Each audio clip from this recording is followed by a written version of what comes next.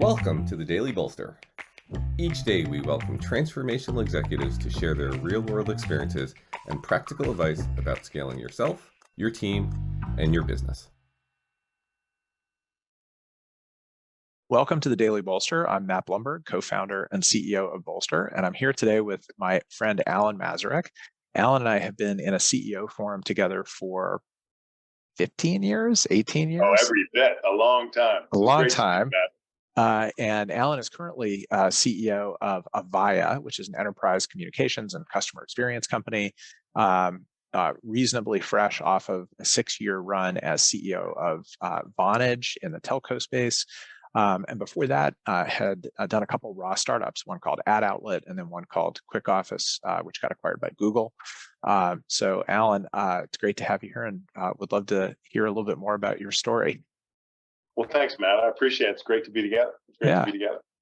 So I want to start with the first time you and I met. So you and I met in the office of our mutual acquaintance or friend, Michelle James, when you had just started Ad Outlet. And I was running the online business at MoviePhone. And I was actually just looking at your LinkedIn profile to figure out how to introduce you. And I'm not even sure I realized that you had run a couple companies before Ad Outlet that were in completely different spaces. Yeah. So let's start with, how did you get into ad tech in 1995 or 6 or 7? Well, it's funny. You got to look at sort of the arc of your career in many ways. I kind of think of it as in thirds, in a sense. So if you go back prior to ad tech and even the startups before that, I had that sort of foundational time in my career. I was an accounting major in college, worked as a public accountant at Arthur Andersen for 5 years, went back to business school, worked at a private equity firm in New York. And so that sort of whole underpinning, that foundation kind of started me on a career trajectory that no one ever could have predicted. Nothing goes in a straight line, as we know. When I was at the private equity firm, I got my first opportunity to run something as an operator, which I found I really enjoyed. And it was just one of the portfolio companies. I probably had no business, running them, but the senior partner kind of plopped me in there.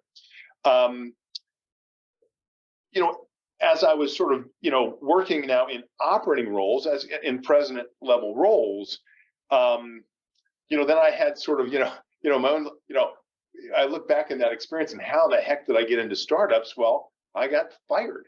I got fired by a board that I was fighting with. I was sort of, didn't kind of realize politically how to handle that board. And I'm 33 years old and I get dumped after running one of these companies, not the company that was part of the portfolio company, but I'd gotten headhunted out and was running something different. Long story short is all of a sudden, by default, I became a startup guy because I had a friend from business school that convinced me to come in with my finance background, initially as CFO and then president and CFO of my first startup, which predates Ad Outlet. So the middle third of my career is going through, all of a sudden I became a startup guy. And over the course of almost 20 years, did 3 distinct startups in different industries.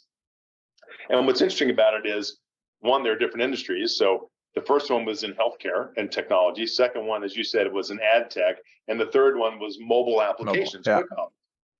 My results were, first one, we got public really quickly and the stock went up and that was great. And then it came right back down, which was less great. The second one, Ad Outlet, lost my shirt, got crushed. And the third one was a very, very successful exit to Google. So you have the natural sort of craziness and dynamism of startup land was, really interesting. And you learn so much through those challenges. Those of us who've been in startups, we know that's not easy. We all know that's not easy at all. And then interestingly, I was at Google. I'd sold the company to Google, had to, spend 2.5 years there, and was a bit of a fish out of water and got recruited now to run Vonage. And Vonage was a transformation. And I sort of think of that Vonage for 6 years almost, and now here at Avaya, which is now this next third, which is now not doing startups, I'm running big companies. and big companies that are in transformation. But I think it's really interesting is the startup experience where everything is a clean sheet of paper. There's a lot of analog between that to transformation, where quite frankly, you're having to act like it's a clean sheet of paper. And it's been a very different experience. A lot of the skills transfer, a lot of skills, you got to learn new things. That's right. I'm much better at it now here at Avaya than I was at Vonage, just because you go through it once and you learn it. So that's how how you get here is never a straight line. Never. So let's zoom in on the middle section for a few minutes, right? Because more of the people who are listening to Daily Bolster are startup and scale up people. Although I do want to get to Vonage and Avaya because that's fascinating too. So let's talk a little bit about the fact that you did startups in 3 completely different industries, right? So that's kind of what I've done, right? I did movies, then I did email and MarTech, now doing, recruiting and people tech. How did that work for you? Like, what did you like about that? What was hard about that?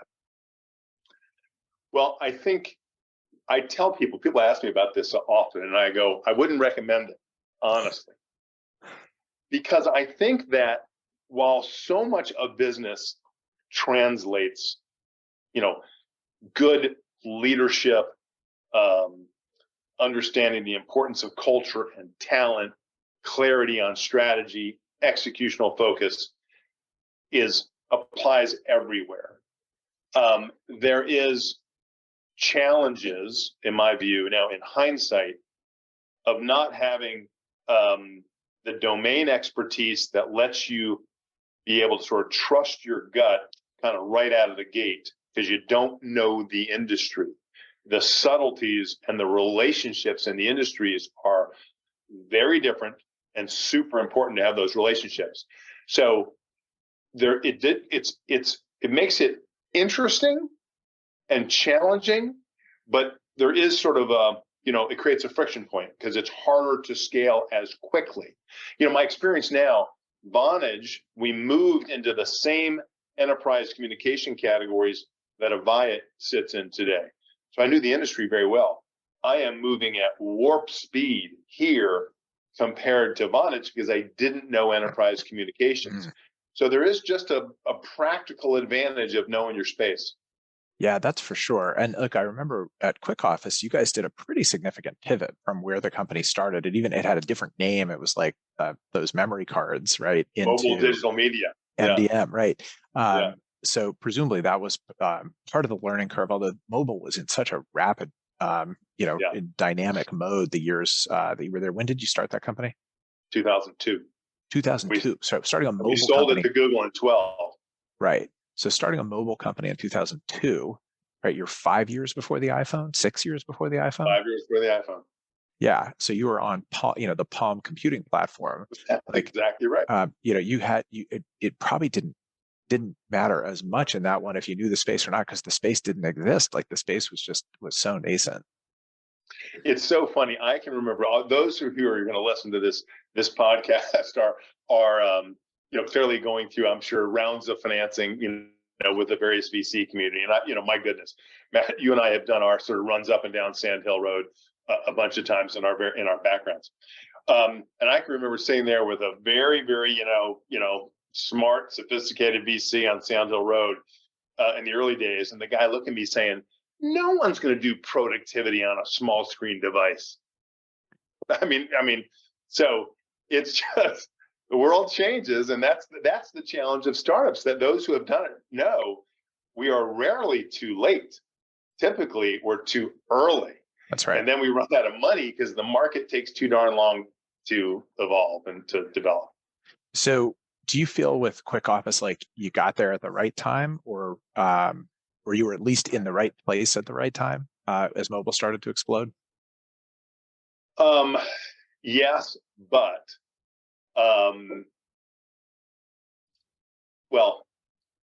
2002 till 2006 were kind of lean years for us. That's a lot of thrash. Period yeah. There's a lot of thrash. It's a long period of time, and you're betting on a category that's coming in smartphones.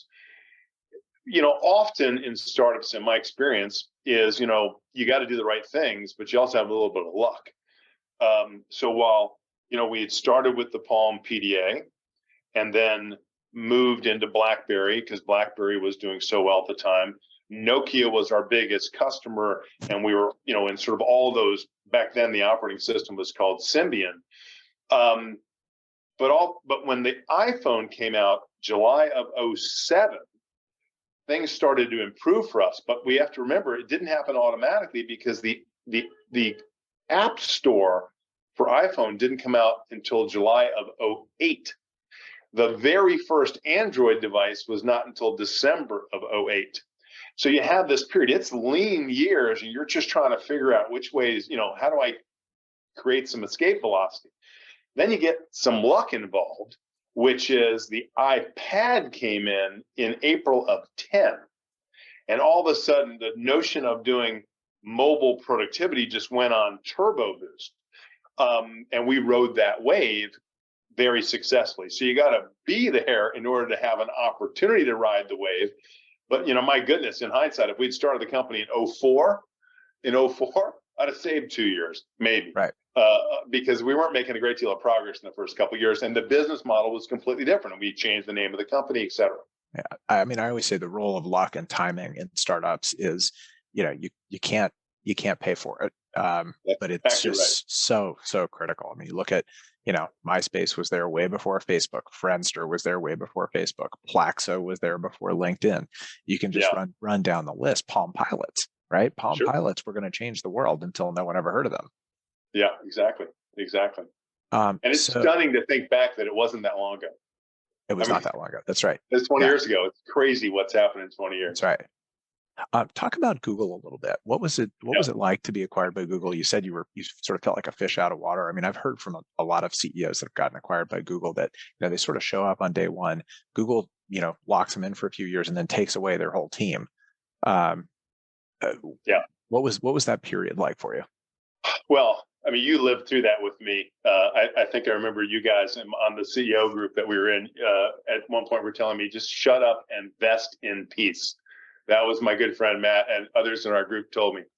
Because what happens, this is the way I describe it. And you were training for like an Ironman at the time. Yeah, I was in a couple of them at the time because I was bored. I had some time in my hands, but they are a serial acquirer, and they do that really well. But at the same token, they are going to take your company and sort of rarely keep it as an autonomous or semi-autonomous unit. In my instance, we were about 300 people who got sort of distributed into the various engineering and sort of product organizations. And so they're very benevolent to the founder and CEO because, quite frankly, they've done this so much as being a serial acquirer. And often, actually, you look back, they have bought in times multiple companies from the same acquirer over the course of their now 25-year history.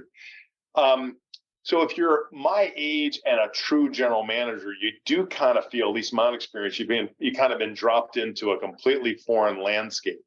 I always say if you're 30 years old and you're an engineer and you get there, sometimes you feel like you've died and gone to heaven because it's great. But it was weird for me. It was uncomfortable. And so, but they were wonderful, and I learned a lot, and made great friends, and they certainly attract a lot of smart people. But when, the recruiters were coming and ultimately had the opportunity advantage, I was ready. I was ready because, I'd taken a break in some respects. I had sort of recharged my batteries and was looking for the next challenge. And do you think Google does that with CEOs as an insurance policy? Like, they don't give you a media operating role unless you want one. Presumably, if you wanted one, they would have moved you into something else. But they want you there in case something goes wrong with what they bought, or what's the philosophy there? Maybe some of that. I think their history, it's a little bit self-fulfilling in the sense that those of you who are listening to this, we are, I've been running big companies for now a bunch of years, but I still consider myself a startup CEO. And if that's who you are, you're going to go back and do that again. And so in Google's situation, they're not going to move that startup CEO into sort of this core operating role just to have this person leave. So what happens often is you tend to sort of be on the bench in case something bad happens to your suggestions, you can be plopped back in. But unless you really sort of throw yourself into it and you really, really now are going to kind of be a Googler, I think the expectation is you're going to go be a startup CEO again. And that's the experience. And, the other thing, I may have changed in the last 10 years since I've been there, but I'm a general manager, period end. So, in my role as CEO and president of various companies throughout my career, you're obviously bringing all the functions together. What Google was doing 10 years ago was separating creativity, product and engineering from commercialization, sales, and marketing. And they did that by design because they didn't want product and engineering, the creative side of the house, to be sort of impaired or sort of suppressed by what it took to commercialize it. And I get that. It gives you the ability to think in these sort of 10x terms. But as a general manager, that was difficult for me because that's not kind of who I am and how I think. It doesn't mean one way is right and one way is wrong, but that was just the philosophy that they used back in the day when I was there. Right. Yeah, it's such a really interesting chapter in your life. And so let's move forward now to Vonage.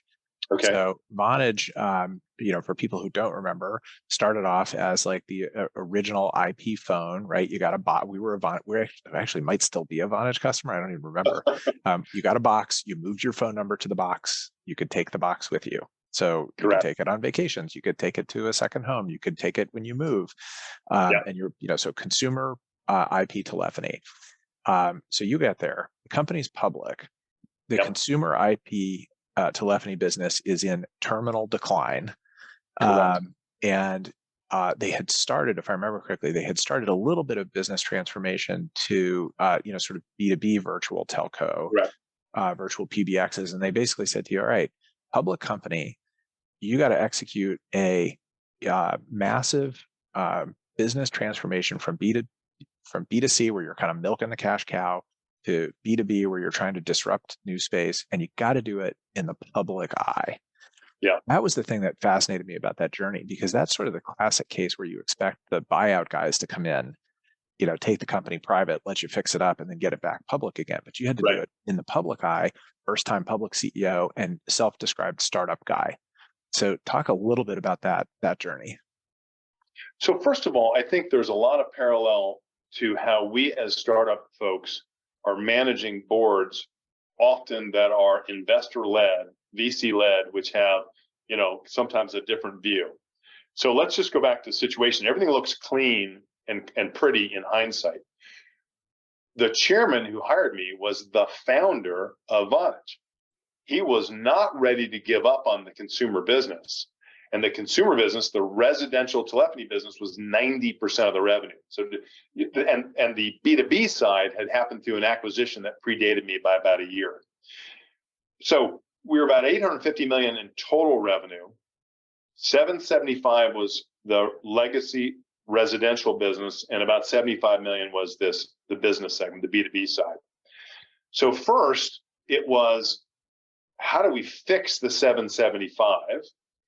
Which, when I got there in the fall of 2014, was already in its 6th consecutive year of decline. So, because again, in hindsight, it became obvious that this was in terminal decline. But what happens in situations like this, where you have a melting ice cube, at times it doesn't look like the ice cube is melting, sort of, one, that it's terminal, that it's permanent. Two, it's happened in very slow, insidious, sort of tiny little baby steps along the way. It's like the parable of the boiled frog. You got boiled slowly. And so there's the belief at all times about, well, we can turn it around. And it's interesting. I always, as I've handled board meetings, I always write a memo to the board in advance of the board meeting, talking about what is the theme, what are we trying to cover in this next board meeting? Because obviously we can all, do 100 PowerPoints and you kind of lose, you can't see the forest through all those trees. Thematically, those first 2 board meetings I had, the theme of that memo was bend the curve. How do we take a 6-year decline and bend the curve back up? And we were declining at sort of a 10 to 15% negative CAGR. By the third meeting, the theme was don't invest to try to defy gravity. Don't invest to try to defy gravity, because we had come to the conclusion that this was in fact a melting ice cube, that we weren't going to develop a feature or a go-to-market or a pricing plan that was fundamentally going to turn and bend this curve back up. That's why, by the way, it's important to change out CEOs every number of years, because my predecessor, very capable guy, but in a sense was part of the boiled frog phenomenon. He had sort of been fighting the good fight for 6 years, but had been having sort of slow and steady decline. Now, to his credit, he led that acquisition to buy the B2B side. Right, but he left the work of bringing the founder and the board along for the ride with business transformation to his successor. Correct. So he set me up from that perspective. And then it's sort of going through and sort of having, you have no particular allegiance to the past strategy. You're looking at the reason it's important to have a new CEO is you're looking at things very objectively and saying, what is the likelihood that I can bend this curve back up? And the conclusion by the third meeting was, boy, it's a gravitational pull. I would be trying to invest believing that I could defy gravity. That's not a very good bet. So that created clarity of where we're going. Then it was about tactically, what do you do? And so, I'll tell you one sort of quick thing we did is we functionalized what had been a business unit structure, because the 90% business unit was going to fight like hell to avoid resources going to the 10%. By functionalizing, it basically then became a dollar of incremental investment. Where was the next best dollar spent? And it was clear it was on the B2B side.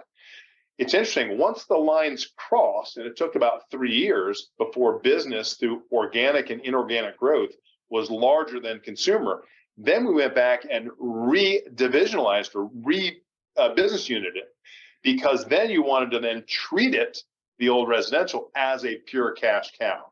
So even managing the workforce along the way, there's things I could say in the third year in a global all hands meeting that I couldn't say 6 months in, because the people who are on the 90% side, are going to be saying, hell, I'm working for I'm working for something that's dying or the cash cow. So it all had sorts of challenges, but we were very fortunate to make the shift. And now what was, the company, after I left a year and a half later, was sold to Ericsson for about $6 billion.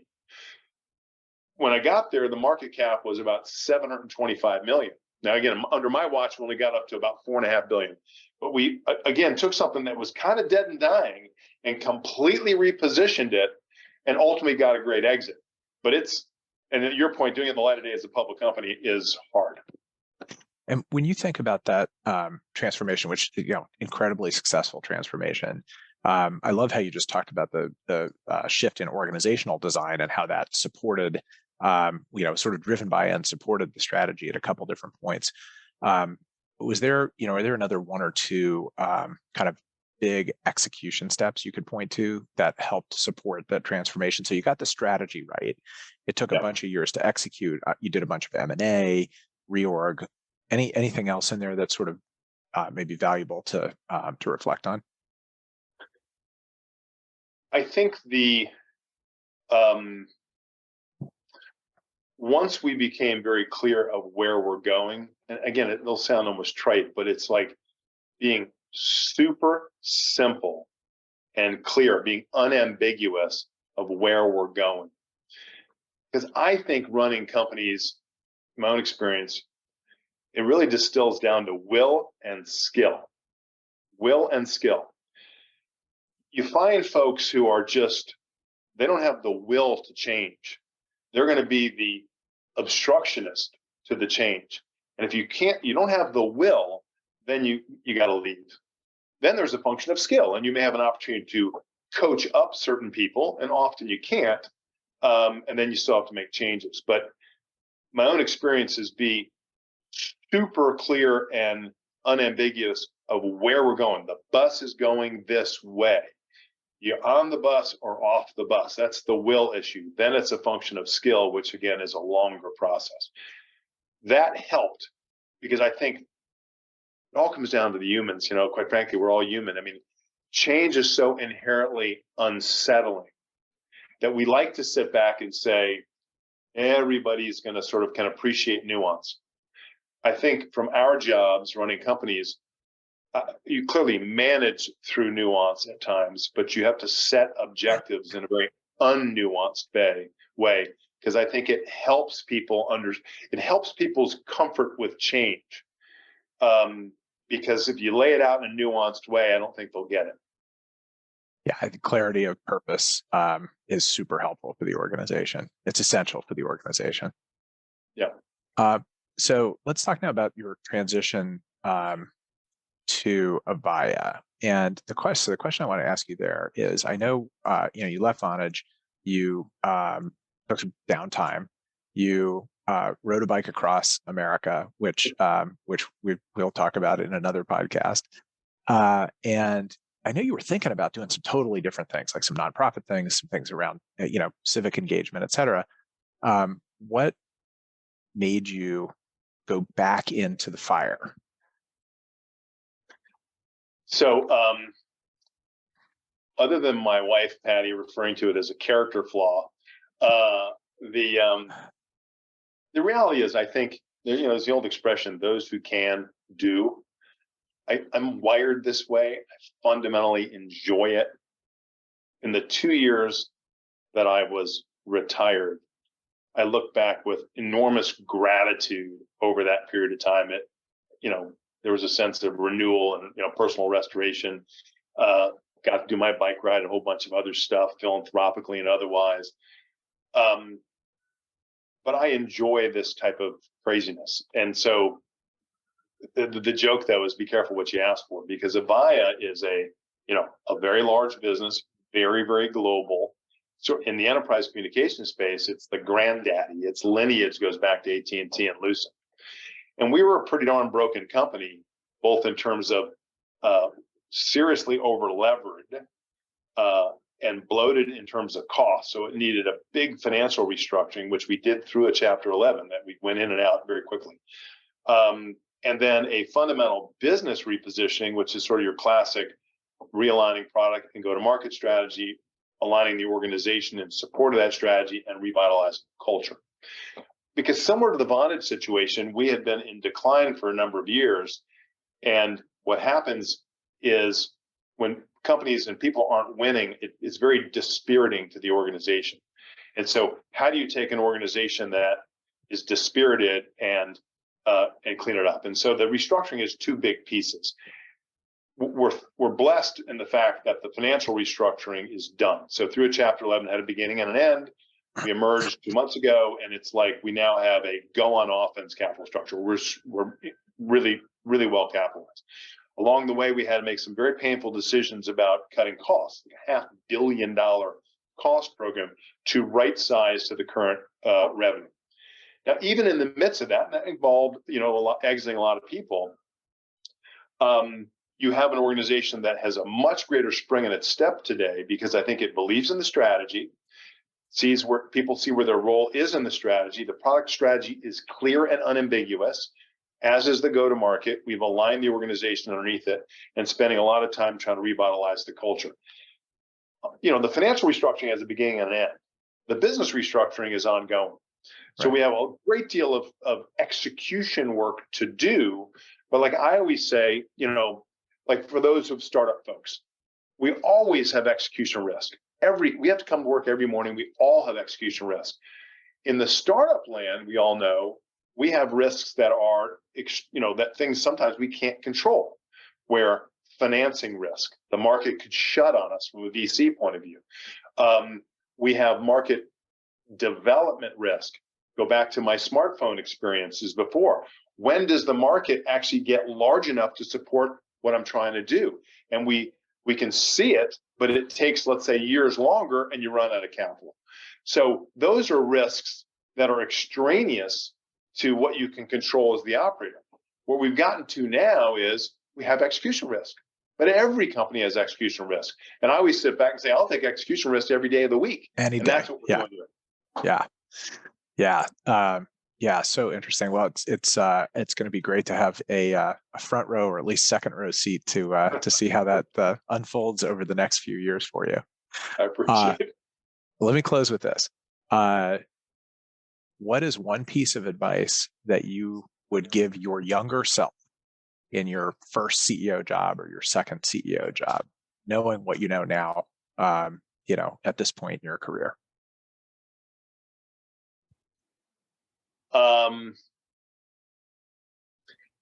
This may sound harsh and it's not intended. I think what I have learned is relative to, at times, team members that leaders, that if it's not working out, make those decisions more quickly than I've done in the past. And everybody tells you that. I mean, the fact that I'm, wizened or, have the wisdom of being in my career for a long time, I'm old, I can trust my gut. But I think you just need to, you got to develop a gut. But it's like when the person's not right, often or almost always, you're not coaching them up. The old expression, you can't turn a 3 into a 9.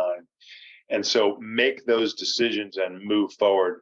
And that was, my younger self could have done a little better job at that. All right. Alan Masarek, thank you for sharing your story today. Thanks, Matt. Great seeing you.